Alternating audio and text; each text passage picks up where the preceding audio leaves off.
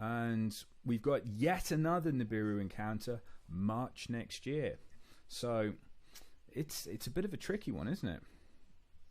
Well, yeah. Is it a little bit slow coming in? Is it slowing down, or what's the story with its arrival?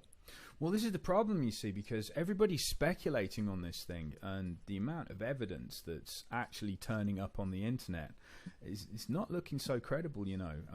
And it's interesting to do a story about Nibiru because a lot of people just go ahead and say, to the end of the world, we're going to get hit by this huge heavenly body that's going to come in. It's going to tear off the surface of the earth. It's going to cause untold destruction. We're going to have meteorite showers. It's the proper end times prophecy. So this is the end of the world, or rather the end of an era, because this will change everything if this thing turns up. So I thought we'd look at a little bit of the story behind it, and we'll see if we can find any credibility. How's that sound? That sounds great, Richard. In the past 30 years, speculation's grown amongst astronomers about the existence of an extra planet in our solar system. Astronomers and New Age writers have thought of different names. Astronomers called it Planet X for the 10th planet, or unknown body. New Age writers called it Nibiru, Wormwood, the Destroyer. Now, Nibiru comes from the New Age mythology and is the name for the abode of the main god Anu. Zecharia Sitchin interpreted the story of Nibiru as ancient fact in his 1976 book The 12th Planet, and related it to translations of the ancient Sumerian writing. The most popular description is that Nibiru would be one of the planets circling a brown dwarf sun called Nemesis, which is part of our binary solar system and is the ancient home of the Anunnaki, Earth's fallen angels. NASA haven't ruled out that our solar system is actually binary and having a twin sun that could be less than a light year away. They do say 80% of the solar systems are binary and have twin suns, so it wouldn't be strange if we had one. The sun's described as a brown dwarf by Nibiru writers. It doesn't emit much light, it's very hard to see, and can only be spotted at a distance with a high-power infrared telescope like IRAS. Accounts of Nibiru vary from smaller than the Earth to 7 times the size. Its orbit also varies depending on who you talk to, from 3,600 years to 250 years. The details are all over the place. Disinformation is everywhere. We've got false pictures, fake sightings, possible complete government cover-ups. Now, after Neptune was discovered, astronomers speculated there might still be another planet out there. Percival Lowell proposed the Planet X hypothesis back in 1915 to explain the observed irregularities in the orbits of Uranus and Neptune.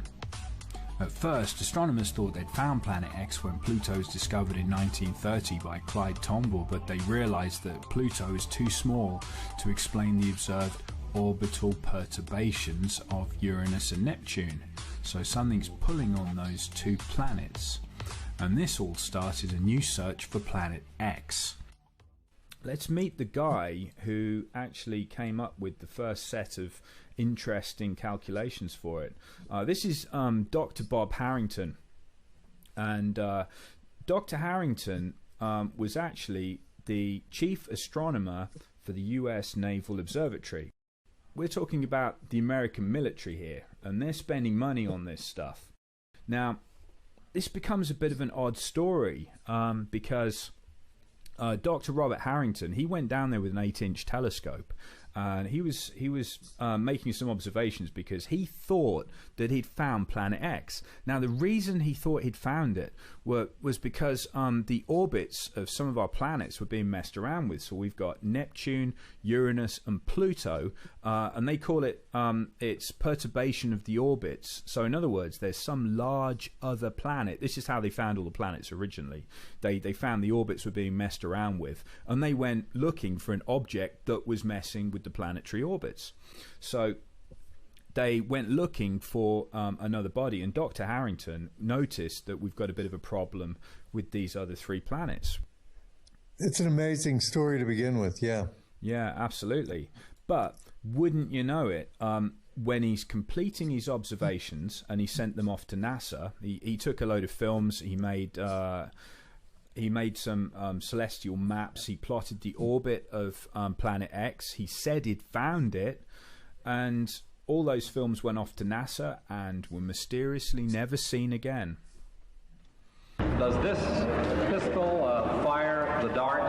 Yes, it does, Mr. Chairman, and a special one was developed which potentially would be able to enter the target without perception. The poison was frozen into some sort of dart, and then it was shot at very high speed into the person. So when it reached the person, it would melt inside them, and the only thing would be like one little tiny red dot on their body, which was hard to detect. There wouldn't be a needle left or anything like that in the person. But also the toxin itself would not appear in the autopsy? Yes, so that there was no way of perceiving that the target was hit. Wow. We're really good at killing people, aren't we? We can give somebody a heart attack with a gun. Yeah, absolutely. This is scumbaggery at its best. Scumbaggery is right. We've got some of these notes actually that we can put on the website for people to have a look at, because I got all the original Dr. Harrington notes, or a report anyway, which talks about what he found. Now, so he disappears mysteriously, and then the trail sort of goes a little bit quiet. Now, I don't know if you've seen these on the internet before. Pictures. No, I've never seen that. Yeah, pictures of two suns. Very weird, isn't it? Very weird. Yeah, and they've had these in mainstream media, believe it or not. Not so much in the United States. This has been China and Russia have gone with these stories, talking about two suns in the sky. People are taking clear pictures of it, and it's all very real indicators that Nibiru is coming in to trash everything, and it's nearly here. Now, yeah, this is where the problems start, because I looked at this evidence, and to be fair, I'm going to debunk it, okay? And just to make it even more debunkable, I went outside into my garden and I got a camera and I pointed it at the sun. And okay, it's a camera phone, but here's the effect I get. So look at that. Can you see the extra sun? Right. Lens flare. That's exactly what a lens flare looks like. So unfortunately for us, that's a really good lens flare. Yeah, it's an impressive lens flare. One of the debunkers came out and he did this with the moon. You can actually get two moons if you point the right lens at the moon. You get a lens flare off the moon, which anyone would say there are two moons. Oh no, there's a moon coming to kill us all tomorrow. Oh no, end of the world. Ah. Right. Yeah, and it all goes downhill. This one was taken by NASA satellite IRIS. The image is dated 21st of October 2003 and clearly shows us an image of what we think Nibiru looks like. It's the winged disc. Now, the story was about a NASA cover-up to withhold this image from the public, but when you look deeper into the image to see if it's a fake, I read the writing on the right-hand side. Now, IRIS is a solar observatory, and it was launched on June 27th, 2013. 2013? That's 10 years later than the date in the picture, and IRIS only looks at our sun. It's actually called the Interface Region Imaging Spectrograph, or IRIS for short, and it observes the low level of the sun's atmosphere, which is a constantly moving area called the interface region, and it does it in better detail than we've ever had before, and it takes some pictures like this. Now, if you look at the code on it, which is 2003 UB313, that's the code given to dwarf planet Eris, which was discovered in January 2005. So this picture is showing us something which wasn't even discovered until 2 years later, and it was discovered by Palomar Observatory, which was a team led by Mike Brown. They discovered it's a trans-Neptunian object. It's 27% bigger than Pluto. It's 0.27 the mass of Earth. Its distance from the Sun is 96.4 AU, or astronomical units, which is 3 times the distance that Pluto's away. So this thing's really far away. We're only 1 AU from the Sun, and you could call this planet X because Pluto's called a planet, well, a dwarf planet, So if we're going to demote Pluto and we demote this one, it's not really Planet X, but it's so far away. The best picture we have of Eris is taken by the Hubble Space Telescope, and it looks like this. So I think we can close the book on our first picture. This is a fake. It's probably photoshopped by somebody trying to scare the alternative media community. Now, this is the Google box. Now, a lot of people have said that the image behind there is actually of Nibiru and Google is censoring it. Have you heard of this? Yes, I have. Now, I happen to have a copy of the image they say is behind this black box and being censored. Look at this. That's a creepy looking image, isn't it? That's the creepiest looking planet. I mean, it's scary looking.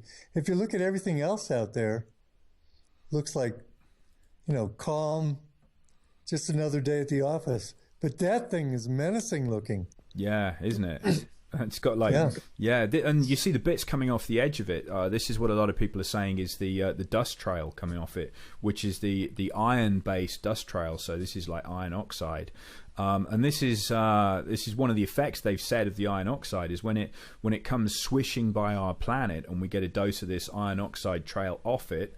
It's going to turn the rivers and the waters to blood, so it will make all the water go red.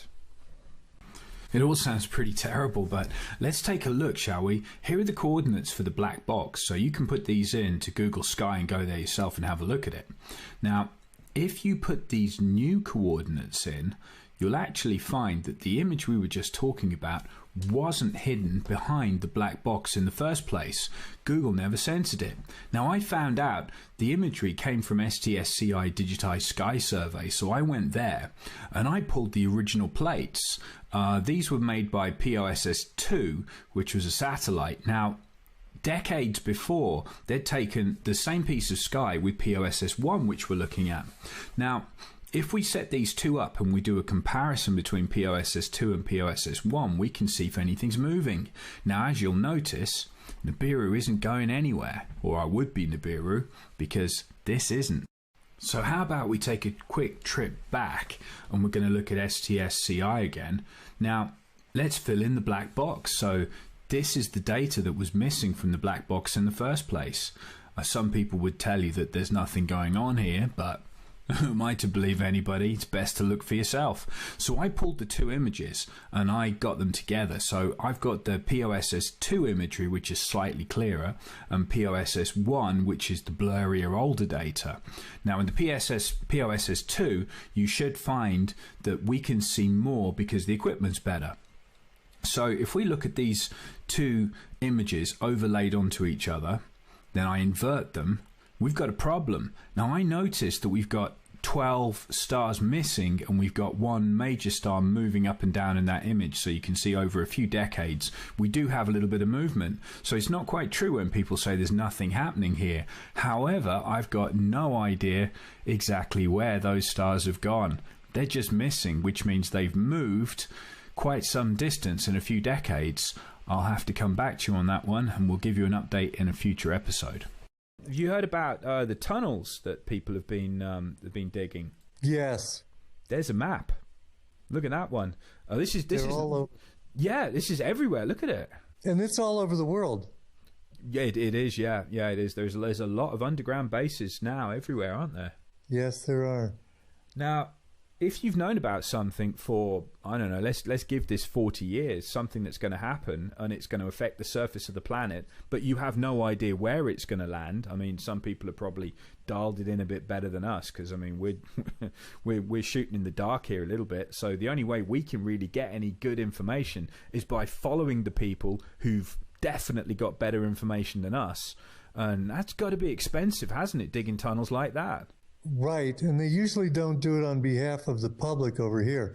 Although I have heard that in Russia and China, they are doing these massive building projects so that people can be evacuated into them. Have you seen? But not in the West. Not in the West. Not so much. They're for secret. Us. No, absolutely. No. The Swiss have all got bunkers underneath their houses, though. They're always all right. They're always ready, aren't they? The Russians have got underground bases to stash people, haven't they? They've got for the public, that is. That's right. That's right. And China supposedly have massive subway systems so that people can be taken. Well, not just that, they've got massive cities with nobody in them. That's right. You remember that? They said, well, it's because of China's economics that they had to carry on building, even if they're building enormous cities with nobody in. I mean, that wouldn't make an awful lot of sense, would it? Just to build an enormous city. Doesn't make any sense. Doesn't make any sense at all. No, but rush it along. I mean, you don't want to wait around too much because, you know, when people spot that, there's going to be a riot. We know that much. That's right. That's right. Yeah, this is a problem, you see, because I mean, you're either going to be talking about seeing something like that, which is going to scare people enough to cause massive trouble, but it's certainly going to scare the elite into going into a bunker, isn't it? That's right. Do you remember the stories of all the FEMA trains? Right, FEMA trains to the camps with restraining devices, supposedly.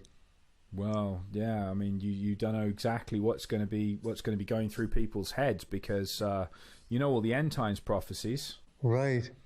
Yeah, people are. I mean, don't you think that's going to be right up in people's heads when they say that's what's coming through, and we are in the end times, and by the way, we've got a load of diseases coming, and then they start reading from the Bible, and people start getting a little bit worried because it doesn't say good things, does it, in the Bible when it comes to the end times? No, you have to go through a lot of bad things, but it is a birthing. Supposedly, at the end, it turns out all right. Well, relatively speaking, you've got to go through Armageddon and stuff like that. I mean, right, you have to go through the tribulation, exactly. Yeah, which, I mean, the thing is, when this happens, there's going to be more to come. So if people are reading from the Bible, then there's the bad news that when this thing comes by, it's going to come by again. So this is where it gets really annoying. It's supposed to come back in 5 months and do it again. We have an object that's got a 350 year or so orbit, but this particular time it's going to just swing back unless we hit a tail or unless there's something following it. Oh yeah, this is like a comet tail. You know those wing bits coming off the side of it? Those are millions of miles long. Oh boy. It's going to be like someone's macing the planet. So it's going to. Wow. There's Russian troops in the States, part of the UN soldiers. I know. Well, I know they've got at least 20,000 Russian troops. Yeah, that's amazing. And you know, if you were going to have a third world war with Russia, you wouldn't have tens of thousands of their troops marching around now, would you? No, you wouldn't. You just wouldn't, would you? So all this hype that we're defending ISIS and they're bombing the shit out of ISIS in Syria, that's all just theater? I think what was trying to be done in the Middle East is they're trying to work up to Third World War, because I think they want a Third World War, definitely. Because, I mean, if we're talking about the banksters here, they finance both sides, and war just pays so well. I mean, it's great for them. It's really good for business. And look at the military-industrial complex. They get to sell loads of weapons. And times aren't good at the moment. I mean, if people said that the economy's recovering in the States, I mean, how many other people would say that's just a massive lie? I mean, it's not looking great. You know, it's the stock market's been blown up again by the banksters, so it looks good on paper, but there's not really a lot of stuff going on there. And how many millions of Americans are on food stamps now? Oh, yeah, there's no jobs in the United States. Service industry is the only thing that happens there. Yeah. Tough times. Yeah, well, exactly. This is our biggest problem. So we've got all this going on, and got all the climate change, of course, because you know, they were very quick, weren't they, to say climate change is our fault.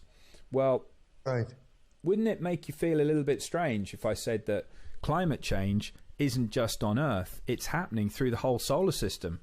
Yeah, some people say that. This is a chart going through solar activity. And do you remember we were talking about 12,000 BC when we had our little blip with the sun and the flood? Right. Yeah. Right. Well, if you look at the solar activity there, they've done a chart They've had to dig up like earth cores and things to work out how much energy the sun was putting out, but they apparently put this together over tens of thousands of years here, and they've worked out that the sun is just as angry as it was about 12,000 BC, which is a bit awkward because if you're going to play the Nibiru card here, Nibiru's got Nemesis, which is its sun that it's going around, which is creeping into our solar system, and what's going to get you more heat? Second sun's probably going to help, isn't it? Right. Yeah, and look at that. So if that was related to the original flood, like I was saying, when it whacked Tiamat, or if it came through and knocked out Ceres and created the asteroid belt, don't know. But either way, if something big turned up, that's looking similar to the last time something really bad happened, isn't it? Yeah. So this Nibiru has its sun following it? Effectively, yeah, because what NASA will tell you is that most solar systems are actually not singular solar systems, they're binary, which means that you've got a sun and then another sun. So there's two suns, and effectively they would be known as, there'd be two solar systems, but effectively going round each other kind of thing, you know? So they interact with each other, and they're binary solar systems, and they say 80% of solar systems are like that. What do you say? Actually, 80% is definitely going towards, we could well be, couldn't we? Right. Some people say we have a dark sun. We have a light sun and then we have a dark sun, just to be consistent with that model. If we've got a sun coming in that's got Nibiru going around it, it's coming into the solar system, and this thing's like a heater. Now, look at what's happened to Venus. See the picture? Right. From 1978, right, where that map of the tunnels was coming from in the 70s, look at that, to 1999, we've got a couple of decades here, and a 2,500% increase in green light coming off Venus. That's a lot of light, isn't it, coming off it? That's enormous. Right. And then look, rapid appearance of clouds on Mars. You know, this stuff is weird, isn't it? Yeah. And ozone appearing on Mars. I mean, Right. again, I'm sort of averaging it out here, but we've got a couple of decades here. And then look, 50% erosion of ice features. So Mars has got global warming. But before that, the photograph before that was from NASA. Now, NASA has got, isn't just an innocent research facility. It's got to follow up or make way for the normal narrative of the global warming thing. Well, so it could be concocting all of these things, because it's not like NASA doesn't do that. That's what it does for a living. Well, it concocts fiction. Yeah, but why would it say there's global warming on Venus? You know, they're gonna tax you for Venus's global warming. Yeah, you're right. They couldn't. That screws it, doesn't it? Yeah, because right. you're responsible for global warming. It's your fault. It couldn't. You're exactly right. It couldn't be taxed. Yeah, but get this though. You see, I mean, I've got a telescope that will take these pictures. What you're looking at there, I can take that, and you can't hide it. I mean, if you're going on about Jupiter and what's going on with Jupiter's white ovals, look at them changing. I mean, Jupiter's got, remember that the great big spot on Jupiter? There's a lot of really weird stuff going on, saying Jupiter has gone up 18 degrees in 10 years. I mean, what would happen if that happened to us on Earth? 18 degrees in 10 years? That would be a problem. Yeah. I mean, that would be the end, wouldn't it, pretty much? And, I mean, look at this. Towering storms more than 100 kilometers high. 100-kilometer high storms going through Jupiter's cloud deck for the first time. I mean, that's pretty severe. I mean, you know, that's right. It's not good to see that happening.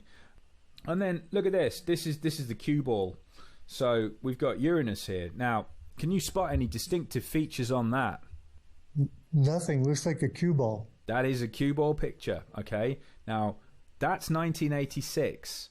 Now look what happens to it. And then look, it gets hit by huge storms. And you can see, I mean, these are enormous things. And this is all This is happening all over the place. I mean, the point they're trying to make is they've enhanced the color a little bit on that. They're not really giant red nuclear storms, you know. They've just sort of brought it up a bit so you can see them. But look, really big changes. Yeah, you know, it's absolutely right. So that's a bit of a problem. Look at that, from 1996 to 2002. It's 40% brighter. That's not that many years now, is it? No, it isn't. It's almost as if that thing's closer to what's coming in, and they're getting a lot of changes because they're nearer to it than we are. Right. You see what I mean? Because they're much further out than we are in the system. So if there is something that's out on the edge or it's coming by and it's nearer to them, it's doing some pretty horrible things to them. Because if we've got another sun, here we go. Look, 89 to 2002. Look at that. It's gone swirly. That's a scientific definition. Right. Swirly. Yes, it is. So we've got more volcanoes going off. We're going to have, there we go, economic losses. So I suppose someone could dig out the insurance files, couldn't they, and find out how many people have lost due to natural disaster or whatever. We've got horrible things happening all around the world. But I don't believe there's anything you can do to prepare for it. I don't think any normal person could really do very much. I mean, what are you going to do? Oh, we're not going to do a thing. Yeah, it's fair, isn't it? No, we're not going to do a thing. Actually, compared with some other scenarios that could be playing out here, this doesn't sound like it's that bad. And when you think about world war, nuclear destruction, when you talk about the different invasion scenarios that they could be pulling off, total economic collapse, this sounds like, oh yeah, okay, this is just another one. Yeah. Well, do you know what? If you put it into the Bible, this thing's going to turn up. You'll love this. Remember your alien Messiah? Right. Well, I'm not sure if you've looked into this angle, which is definitely going to make your head spin. This is an ET spaceship, which is the New Jerusalem. Yeah. Yeah. So, and they worked it out because you know, the origin of man is a little bit fishy, you know, and if you talk to a geneticist, a guy who's willing to talk off record, he'll tell you that if you want to say, well, man evolved from a monkey, didn't it? You know, that's the official story, right? That's the official storyline. That's right. Well, if we evolved from monkeys, why are there still monkeys? Because surely they would have all evolved, right? Right. Nobody's evolving into anything, I've noticed. Well, in fact, we're more stupid than we were before. I mean, we've got no idea how we built the pyramids. Yeah, if anything, we're devolving. That's right. So, well, the good news for you, by the way, is you're going to have a nice ET spaceship come and get you. So we're going to have the New Jerusalem, which is going to show up. Notice the diameter where they said, my Bible knowledge is not great, but I think they were saying in the Bible that it was 1,300. I'm just reading off the screen here. You can tell I'm cheating. Right. But they said it was the same width as it was. It was the same length and width. Okay, so they worked out, this is one of the designs. Somebody else says that the New Jerusalem could be a pyramid as well, with a square base. But this could be like the snow globe kind of version of it, which would work as well. So 1325.75 miles across. So, I mean, people can look into this a little bit more, but I mean, how's one of those things going to show up? So is this pushing on the rapture? You know, this is the other thing, because you know, with all the deception and everything, alien Messiah, and you've got potentially the rapture. You've got alien spaceships or a giant ship coming down. Do you get on board? What are you going to do? Oh, I'm not getting on board of anything. So you got they've got the false rapture plan. That thing, it looks like that might even be on the breakaway civilization if they wanted to build something like that. If it's that big. Well, this thing's got like the edge of it's made of diamond. The idea from it came back through a structural engineer, and he said that he had a program that could work out the stress levels of materials, and then somebody just said, like, what's the hardest stuff that you could possibly use to make something? And of course, like, the idea was said by somebody else. I think the story went, there was a girl in the room or something, she said, well, a diamond's pretty hard, and look at that, because they say it's as clear as glass. Diamond's pretty solid stuff, and you know, we can make diamonds. That's not a problem. We can do that. You'd have to be some kind of much more advanced civilization to be making 1,325 miles worth of diamond. That's got to be a big project, Right. yeah. So we could have that thing landing. Now, I'll tell you what, if you've been predicting an alien messiah, that would spook most people, wouldn't it? That would make them drop to their knees. Yeah, you bet it would. Yeah, that definitely would. That would be a massive incentive, wouldn't it, to go with the guy who's controlling that thing? Right. Yeah, they're probably going to have a bit of power there, you know, and they're going to sort things out. Yeah. Well, this is the thing. If if that turned out to be Luciferian aliens, that's got to be disappointing, hasn't it, for people thinking they're going to get raptured? Right. But we don't know. We're purely speculating. We have no idea. So it could be. But this is just a different take on it. There was a bunch of Jewish rabbis that were meeting, and they were actually saying that they thought they were in the time of Jacob's troubles. Here we go. And if you can see that, I'll just zoom in a little bit. Jacob's troubles. Earthquakes, tsunamis, floods, violence, volcanic activity. Look at the year. This is 2000 onwards. Right. Yeah, this is like recent. Right. We've gotten through some of it. We have, and we've got World War III potentially starting. I mean, this is what some people in the military have said, haven't they? That in fact World War III is going on, but it's a stealth war, isn't it? Everyone's got sneaky fighters, but is it really a world war? Are there enough nations involved to call it a world war? Right. I was listening to Alex Jones a couple of weeks ago, and he says that the Pentagon says that World War III is over and we're in World War IV. Yeah, I'm not According to the Pentagon. Okay, so this says, over to the right here, 2015, and then all of a sudden you have to be aware when here comes the bad news. The timeline turns red. Yeah. You have to know. Now this is September, so we go into the red zone in September then. So this is what a lot of people were getting spooked by, thinking it's going to happen now. It's going to happen now. September is the time. But I mean, you can't help but have a natural reaction that when it doesn't happen in September, all of this has gone away and none of it's going to happen. Yeah, and you go, oh, thank God, it's all gone. There aren't really any FEMA camps or anything, and all the tunnels fell in.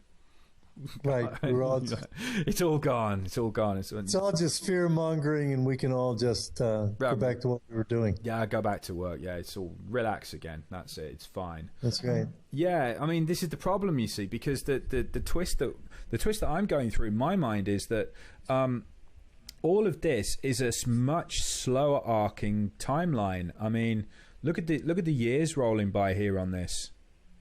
I'm looking at the 5 months, 150 days in the wilderness under his protection. That's right. Yeah. So this is the second coming stuff. So this is Jesus Mark II, or potentially Jesus's brother, could be. So Jesus might not return. It might be his brother, because Jesus was the first vessel. So there's been a bit of speculation on that one. And it's going to be a whole different thing, because this guy potentially is going to be doing some damage.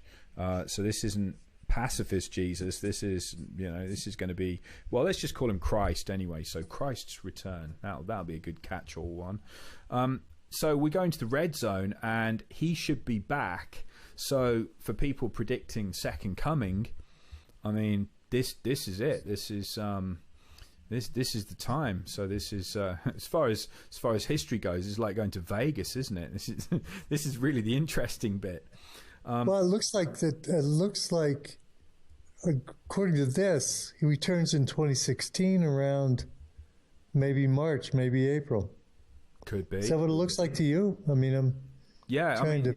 Yeah, people have had all of these kind of dates floating around, and let's call these loose dates, okay? Because you know how some of these predictions go horribly wrong.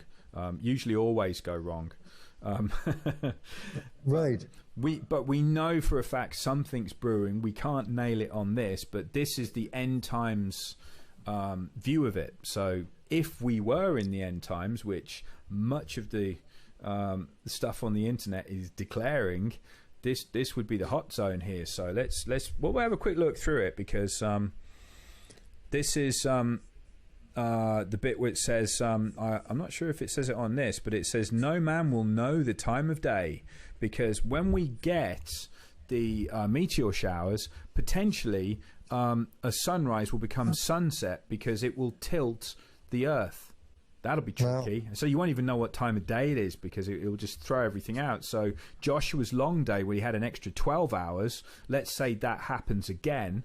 But remember, the solar activity is great flood levels, so could be worse, could be more than 12 hours. But either way, it's saying that whatever happens in this, I mean, this is, again, it's pretty much speculation. I mean, but right. if we're going to say no man will know the time of day, the twist is that relating the Bible stuff to the Nibiru story, that if it comes in and does all that, that will fulfill prophecy, and that will be absolutely true. Because if the time's been thrown off, if you got up in the morning and it's suddenly nighttime again, I mean, you're going to be lost, aren't you? So you won't know the true time of day. So, I mean, going through all of this stuff, this is what Gil Broussard's done. He's ticked off loads of these boxes, and he said, well, okay, if you are going to be in the end times and you are going to start ticking boxes and saying this is what it all means, look at that. Great Tribulation right there, 3.5 years. So they said the time will be halved. So instead of another 7 years of Great Tribulation, it will be halved to 3.5 years, or no man will survive. I think the words go along those kind of lines. That's right. That's exactly right. Now, the other thing was the Kissinger story, that when he said that Israel would be destroyed, I think the year was 2022, that Israel will be gone before 2022. And that'd be interesting on this, because there's some quite unpleasant stuff just slightly before 2022. Notice Armageddon. That's coming in end of 2020, according to this. And also got New Jerusalem. So, so right, it gives plenty of time for an ET Messiah and all those things to work out. This is like really interesting times coming up, if you can figure out some way to survive it. Well, if it comes to this, and this thing is coming in, oh yeah, you're gonna have a whole lot of trouble. I mean, you're gonna have 3.5 years of trouble. Right. And they're saying a place of safety in the wilderness, and they're talking about all the rich people. Well, just about everybody you can get anywhere going underground. So underground is the place to be. So you certainly don't want to be out in the open, and you also, well, you're gonna need a lot of supplies. Right. If you start looking at what's going on in the world, I mean, what else could cause this? What else would make people dig holes under the entire United States? Is a third world war going to be that bad that you need to excavate that much? Right. The people that might know what's going on are going underground. So there's got to be something that's causing that. And they're making sure that their minions that'll be left on the surface can survive long enough to keep them safe down there. You know, I think another thing that we should throw into this mix, we were talking about the Queen temporarily vacating Buckingham Palace. That's right. And when she's choosing to do that, when she's leaving in March and she's coming back in the fall or something? I think it was. I think it's the end of this year. Actually, they've said Buckingham Palace needs to have renovation work, and the Queen just can't be there. And I think it will get her out of there through this time period, definitely. I mean, It's all a bit awkward. And I heard that she'd got some land in Colorado, Denver, Colorado. And if that's true, that's where the government suddenly moved to, because did you know the government moved off the East Coast? Yeah, absolutely. They moved everything. CIA headquarters, FBI, they're all located in Colorado. Probably underground in Colorado. Well, yeah, definitely, because they've got an underground military base right under the airport, haven't they? They sure do. Yeah, and we're looking at the timeline here. So this is potentially the kind of speed this thing's going to be coming in. And if you look there, can you see the big yellow 2016? Right. So let's get into the hot spot here. So this is saying that as we come through November and December, this is going to be like Venus kind of brightness. So this is going to be the giveaway. So let's just say that the timing's wrong on this one. It might not be around March, but this would be what to look for, and this would be the amount of time you would have left until you start getting problems. So if you say that we've got an equal brightness to Venus, I think that's safe to say amateur astronomers are going to start getting it, aren't they? Right, that's what it says. This is when the Chinese astronomers first saw the guest star. Yeah, I mean, we could even tack a few months onto that there and say that they got it out at about the July kind of level. Right. Can we assume that we had better telescopes than they did in China? Yeah, which is why I'm thinking that our March date probably isn't going to happen. I say probably, meaning definitely. Probably, definitely, yeah. Yeah, and I think we've got all the events happening, and everyone's been building up, but they've been digging holes since '78, haven't they? Well, they've had a lot since then. Before, yeah. Yeah, even before then. I'm guessing that this isn't exactly going to be hidden knowledge from the top people round in the major nations. I think they're all in on it, aren't they? If this is a massive conspiracy and they all know that something's going to happen, I mean, we've got the underground stuff that's happened in Russia, we've got military movement all over the place, we've got Chinese cities hanging around with nobody in them that can house 30 million people, because they said that there could potentially be a 600-foot wave, like a giant tsunami. And was it? I think it was higher than that, actually. There's a giant tsunami that's going to take out the east coast of the States. And if that was the case, you'd want to be on high ground, which is why Colorado is a top place to be. The Chinese cities they've built are on high ground. I mean, this is all going back to the previous stories that have been floating around about all these odd places in the world where you've got safe havens underground, you've got bunkers for the elite, you've got places high up which can house millions of people around the world. It's just all a bit peculiar. But I mean, my money still is on it's going to be another miss for Nibiru in March. I think I can't imagine it. We would have seen it, I'm sure we would. Look at December. We've got the faintest stars visible in an urban neighborhood with the naked eye. That's 3 months, isn't it? Just about, if we're in between December and January. Yeah. And that was seen and it was observed, and we've got we look at all the different places that spotted this thing. Well, yeah, they were seeing it for more than 6 months. Yeah, surely we would have seen it. So I think it would be safe to say we should be able to call out March. But yeah, no, they saw it. If this is the same object, we can't really say it's dark and it's hidden and it's infrared and nobody can see it, because if this is the same object, they got it, didn't they? Right, and well, and look at the places it's seen, all over Rome, Baghdad. Yeah, Beijing. Because we've got all this odd stuff. We've got people who've seen something like this before, and we're assuming that these stories are linked. But if that's the case, it's got to be 6 months, hasn't it? Right, but you are working on a lot of concrete evidence. Even though you don't have the planet, you have historical.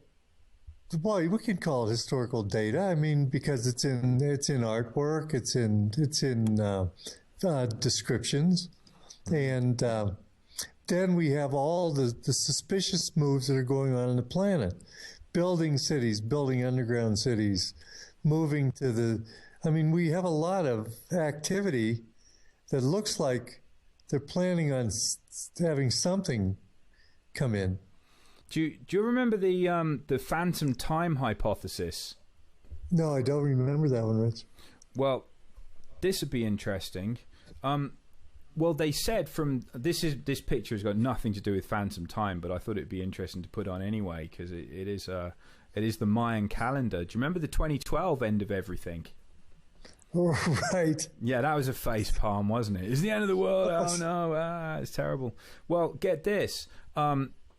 In between, there's a hypothesis going around between the years 600 and 900 AD that those 300 years are actually missing, that somebody messed with the calendars and threw us forward because an emperor just wanted to live later. There was some weird story behind it. I can't remember, but you should go and look it up. There is a phantom time hypothesis, and people have spent quite some time on this and saying that the Dark Ages, actually, history was fabricated and they didn't really happen. Now, that'd be a real problem because that would mean we haven't got to the end of the Mayan calendar yet. It's not 2012. We're in the year 1700 and something. Right.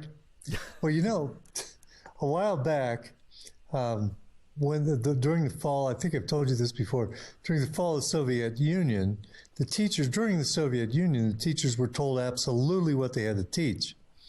But after the fall of the Soviet Union in Russia, they decided to only teach what was real.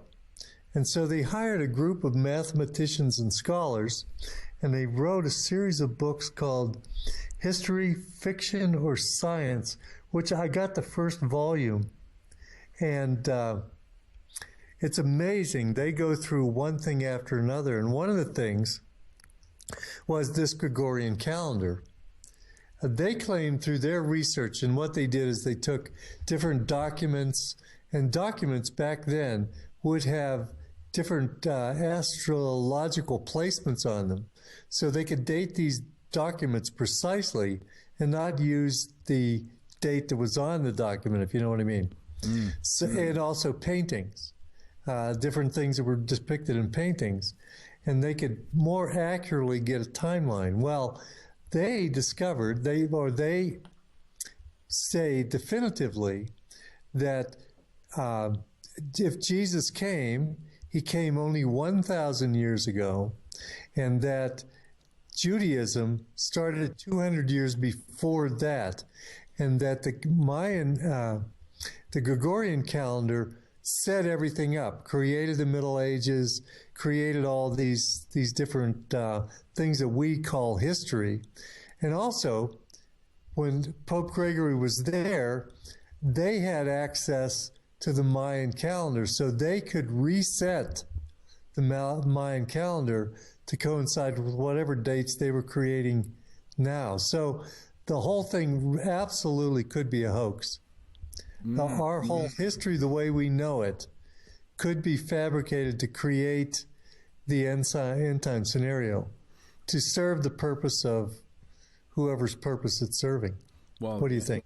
Yeah, well, yeah. There was a story as well talking about the 300 years. If that was true and we'd lost 300 years, there was a story of a guy who it was a bit of an out-of-body experience, like an Edgar Casey almost, because he predicted the future. But this guy actually traveled to his reincarnated self in the year 3900.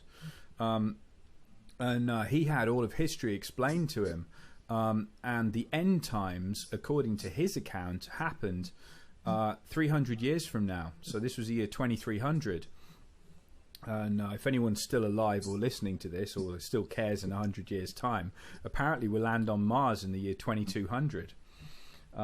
So the end times come in the year 2300 when population of the Earth has got so high because it doesn't look like it's going to stop growing, does it? No. We're gonna hit the limit where we have food shortages, and these are the end time prophecies coming in saying there's going to be a problem with food and everything's going to go wrong. We're going to get the war coming and everything, and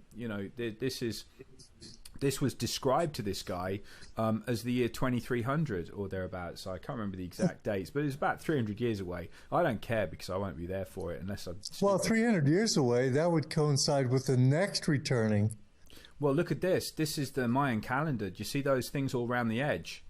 Yeah. Do you remember the original, the paintings that we saw, which looked a bit like that? Yeah, look at that. Yeah. Look at that. That's amazing. Now that's creepy, isn't it? Because if that's showing every time it's come round, this is irregular, isn't it? Right. Yeah, you know, the Mayans have got this in a few times. So if this is coming round, and look at the top one, I mean, there's something meaner at the top. So I don't know. If we've got 300 missing years and it throws this back to 2300, maybe the 2012 stuff was all just to blow it off, because in 300 years are you going to be looking back at the Mayan calendar? I mean, that's ancient history, and it never happened, did it? No, it didn't. No, the Mayan calendar was a huge miss. It wasn't the end of the world. I mean, it could have just said it's the end of an era and there'll be a new era. But if we're all running out because all our calendars are wrong, I mean, that just throws everything out, doesn't it? I mean, even trying to correlate in history, it's tricky. But you know, if we've got some decent accounts of bits of history that haven't been messed with, and we're only talking a few hundred years back, and this thing is the same object as we saw only a few hundred years ago, well, we could have a problem. But we just don't know, do we? There's evidence scattered everywhere, but it's thin, isn't it? Right, exactly. It's all guesswork. And the most interesting thing is we don't really have any pictures of this. There's a lot of activities going on that looks like they're expecting something horrendous to happen, and not just things caused by the control system, you know, like the hippie movement in World War II and stuff, that these things that are coming in, they couldn't even be orchestrated. They couldn't even be feigned by the control system. They have to be definitely from an external source. Do you think we could say that? Well, if you wanted to throw in some geoengineering, that makes things iffy when you're making the land and the sky into a war zone, because we've got HARP, haven't we? Right. We have HARP, and they are popping off probably volcanoes and earthquakes that wouldn't be popping off, and they are creating weather events. I mean, the California drought has been shown to be a HARP intervention, and you know, they're doing those kind of things, and they are building they are the ones that are building the underground bases. Yeah, and if you were planning a HARP war with other nations that have the same technology, you know who's going to suffer the most. It's going to be people on top side, isn't it? Right. But I don't think we can take this story and we can throw it away and we can say, well, it didn't happen in 2003, I think was one of the times it was meant to happen. It just keeps coming back. The Nibiru story is always there, and people are like, nah, this is pure fabrication. This is made up crap. It's just not going to happen. And at the moment, I can't say that I've seen anything that would mean that it is going to happen. We've been told it's behind the sun, it's hiding somewhere, you know, there's always some kind of reason why we can't see it. But when it does pop up, I think at the very least we'll have 40 days notice on it.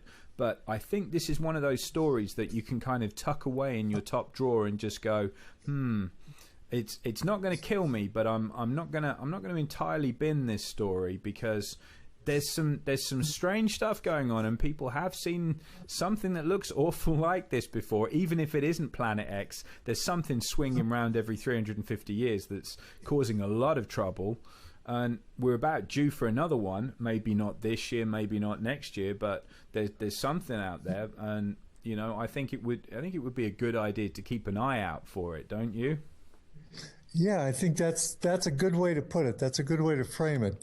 Don't discount it, but also don't build a 2-mile deep shelter under your home because you're worried about Nibiru.